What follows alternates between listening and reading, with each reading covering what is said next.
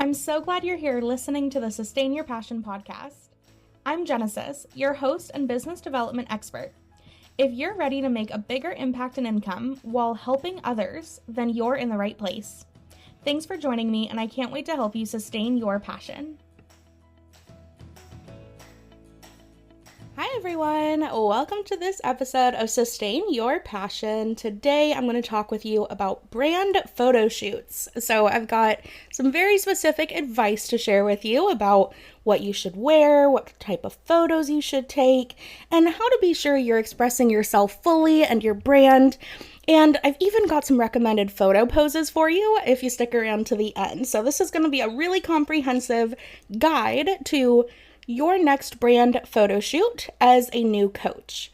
I also will weave in a couple of stories as we go, because at this point I've worked with 3 different photographers, using that term loosely because one of those includes my husband, but since then I've worked with 2 separate professional photographers for brand photo shoots, and I think I'm up to like 4 or 5 different photo shoots at this point. And then, the various ones that we take together around the house. But I want to tell you about this concept because as a coach, especially an online coach, or really anyone with an online business, we don't have brick and mortar shops to decorate, right? We don't have big signs out front that tell people what we do. We don't have music or soundtrack that's playing when they open the front door into our shop. We don't have artwork on the walls to show them. But what we do have is online presence and online spaces, such as our website, our social media profiles, and any different places where we host our own content. So like your podcast or things like that. So wherever you show up online for your business, you should have a professional photo. Now, when I first got started, my professional photo budget was -0. So I took an old camera that we had, and Jonathan and I got ready and went out. At this time in our life, we were living in Bend, and we went to a really cute new neighborhood in Bend. It was like on the, if you know the area at all, it's like on the west side of town. It's just gorgeous up there, and there's lots of cool mountain views and just cute shops, and a lot of them were closed because they were like morning bakeries or things like that. So it was right in the afternoon, and it was probably like spring, so I think it wasn't like quite sunset yet, but we were getting some of that golden hour sun that comes, that if you ever look into photography, a lot of times photographers talk about golden hour, which is the hour right before sunset, where you just get this really beautiful warm glow. Now, was that intentional? I have no idea, but that's the time that we had to go take photos. I'm pretty sure it was just like one day after work because we needed at least one image to run an ad with. And so, of course, back then, I did not know how to be myself in my brand or online in the way that I do today. So I went and put on like my fanciest business clothes. I wore a button-down suit jacket that I bought for grad school interviews years ago that didn't fit anymore, but, technically looked like it fit, but like, don't ask me to button it, And I wore like fancy shoes and shirts that like I never wore. I was very uncomfortable the whole time in like high heels, which my preference is like no shoes, let alone heeled shoes. So it was just all sorts of things that I thought I needed to be that I really didn't. I just needed to show up as myself and get some photos that accurately portray me. But because it was a brand photo shoot and for my business, it felt like it was this thing that was bigger than my current self or fancier than my current reality. And like I needed to pose as the career coach I was becoming rather than just taking photos of who I am and letting that be good enough. So hopefully talking through some of this today gives you more confidence to show up for your own brand photo shoot or have one with a friend around a closed coffee shop. Like that totally works to get started. And then eventually, maybe you'll go and find a local photographer. You could do a trade with them, or you can look for a really like small package, like a social media only package, or, a 1 hour brand photo shoot. Sometimes those can be as cheap as a couple $100s. So it's really not a huge expense, but when you think about that, if you were to run a brick and mortar store and you would have to invest in all of the different details to showcase your brand, and every different decision you make of that physical location would be an opportunity to show your brand, right? Like even the way that you notate where bathrooms are, right? Do you put a gender neutral bathroom sign up or not? Do you use a quirky way of showing that it's a bathroom, even rather than saying like restroom on it? Do you say like do your business in here, or like don't forget to lock the door, or I don't know, do you add quirkiness to your space? We all know that one coffee shop in our town that like everybody knows is the cute coffee shop, right? And what makes it cute is the warm, patterns and the different artwork and the different mismatching chairs and the music that's playing, and all of those pieces add up to a brand, which is the experience we have. So when we have a brand photo shoot as a coach, we are selling what it's like to be near us, right? What it's like to see us. And I wish that someone had told me before my very first photo shoot that the number one thing you're going to care about optimizing in future photos is how similar those pictures look to the way that you'll show up in your regular content after the photo shoot too. So these days, when I just had my most recent photo shoot, I actually had my photographer come to my house. I wore outfits I genuinely wear to work in. I had pictures done with me sitting on my couch, on my bed, on my big blue chair that I work from. I got pictures of me living my life, making coffee, talking to Jonathan, holding my puppies, like reading my Kindle, because those are the real moments of my life. And so when I go to create a story on Instagram, you're gonna see my green walls, you're gonna see my dogs, you're gonna see this blue chair. And so in all of my fancy photos, right, like all of my formal professional shots that I got for my website or for some of my social media posts, will match what people will see in my stories and what they'll see when they get on Zoom calls with me. So for me, it's really important that my photos match what my clients experience, because I don't want it to feel like a bait and switch. Like, oh, you were this like Miss Prim and Proper in your photos, but you're like cussing and wearing, and like you're not in a bra, like on your call. So I want it to match, right? I want the vibe to match. I want it to be an expression of me in my photos so that people get to know me and decide if I'm gonna be somebody they like or not pretty quick, because I would rather people figure out if I'm for them or not as soon as possible, so neither of us wastes our time. But a brand photo shoot and good branded photos can do that for you. And here are all of my best tips on how to prep for your first or next brand photo shoot as a new coach. So if you've ever wondered, what should I wear? You've probably heard first, just from this podcast, don't wear clothes you don't typically wear. So wear clothes that you normally do.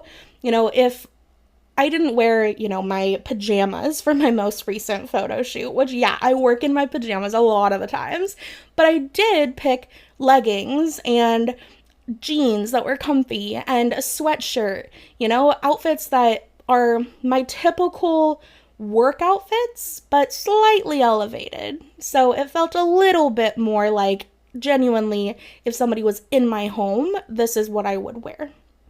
I also recommend that you wear your brand colors, or at least be in the same like color palette, because then when you go to use it on your website or in your social media posts, it already matches the brand colors you use elsewhere, so it feels more cohesive. And I know that, clothes can be a big part of how we express ourselves. So I want to encourage you, wear your favorite graphic tee.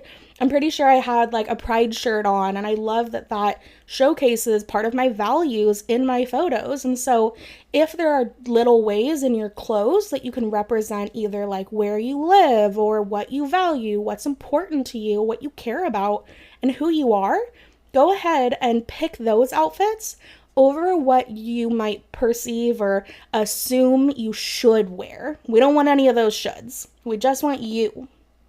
So then, I want you to also know that you don't have to wear brand new clothes you've never worn. The problem with that is that they might be too stiff or actually be uncomfortable, and maybe they looked great on the model, but do you feel great in them? And do they still have creases from being brand new? And do you typically crease your clothes? Like, those are the details I'm gonna ask you about if you were to talk to me about how to prep for your own brand photo shoot. The details matter. So don't try to dress any different than you normally do, like what somebody would see when you ran to the grocery store or were out between calls. So just know that the way you already are is good enough. So next you might be thinking, well, where should I take my photos? As a coach, what you're selling is your thoughts, your brain, your perspectives, your insight, your availability to listen and hold space for people and ask deep questions, and all of that you can't really take a photo of, right? But where you take your photos can help you out with some of that. So I really recommend that you get as close to where you do your work as possible. So if you work out of coffee shops really often, go take pictures at those coffee shops. If you work at your dining room table more than your office desk more, take pictures at your dining room table. If you're talking to clients on your phone and you go out for walks, like, get a photographer that will take pictures of you walking and talking on your phone. And so it might be in your physical office space, it might be in your home, it might be in your favorite park, it might be somewhere in your town, but wherever you're taking photos, the main things you want to think about is lighting, if it matches your real work life, and the size of pictures you can get matters. So here's what I mean by that. Your photographer is going to be able to help with all of this, like, in detail, right? All the lighting stuff, the time of day, like coming up with locations and whatnot. But there's a very specific type of photo that you can only get with a wide enough lens. And now your photographer should know how to do this for you, and photographers can do this even in studio spaces. But it's called a hero photo for your website. So essentially, when someone lands on your website, we want them to see a big picture of you with lots of background space. So picture yourself in a field or on a mountaintop or in a big grassy, field, or in front of a lake or something like that, lots of visual space around you to then add in words on top of. So that's how you get those really cool visuals and interesting photos that aren't just of you, but they have words around it as well. So you always want to be thinking about that and be sure to share that with your photographer as well, because that will be important for you to be able to use your brand photos on your website later. Also, if you're planning on using your brand photos for your website versus social media, that's going to change the quality of photo and how big the pixels are of the photos. So be sure that you talk to your brand photographer about where you need photos for around your business so that they can help you get the right quality. So let's see.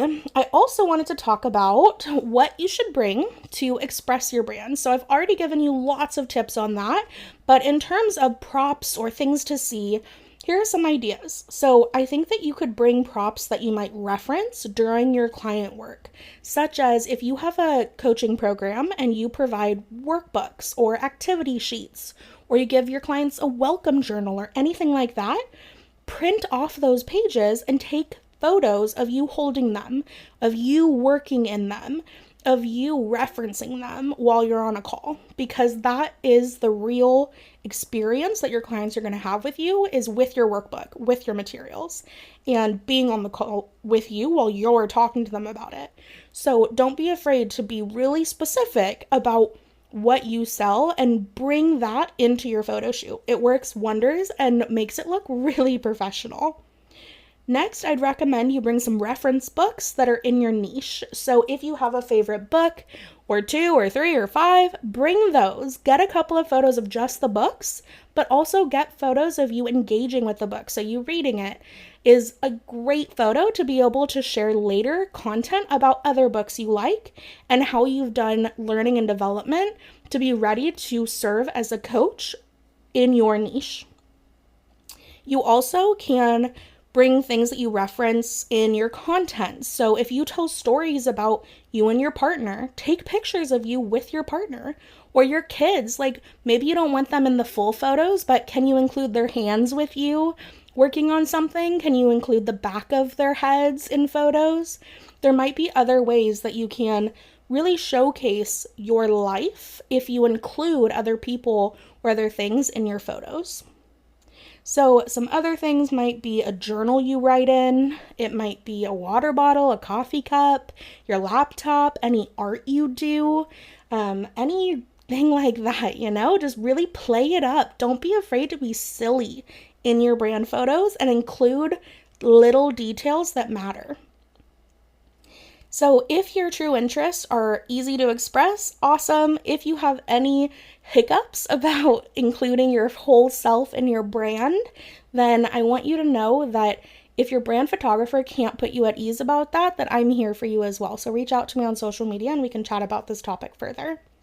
So lastly, I want to leave you with 8 recommended photos or poses that I'd want you to take with your brand photographer. Well, have your brand photographer take of you rather. Don't take photos with them per se. So first, just like straight up smiling at the camera, right? So sitting down and just smiling straight at the camera. We want you to be in different poses as well. So maybe you're leaning a little to your left, a little to your right. Maybe you're lounging a little with your feet up. Maybe you're sitting crisscross, that kind of thing. Just play around with it, but make sure you get some photos of you smiling at the camera, sitting down. The second one would be similarly smiling at the camera, but standing up. So for some of them, hold your arms out to the side like you're celebrating. Maybe you might get down on your knees and be like looking up. Maybe you're gonna be like whipping your head around, looking back at the camera. There's all sorts of different poses you can take, like a hand on your hip or whatever, but a lot of different standing photos as well. And then make sure you get that big background photo for your hero pose on your homepage.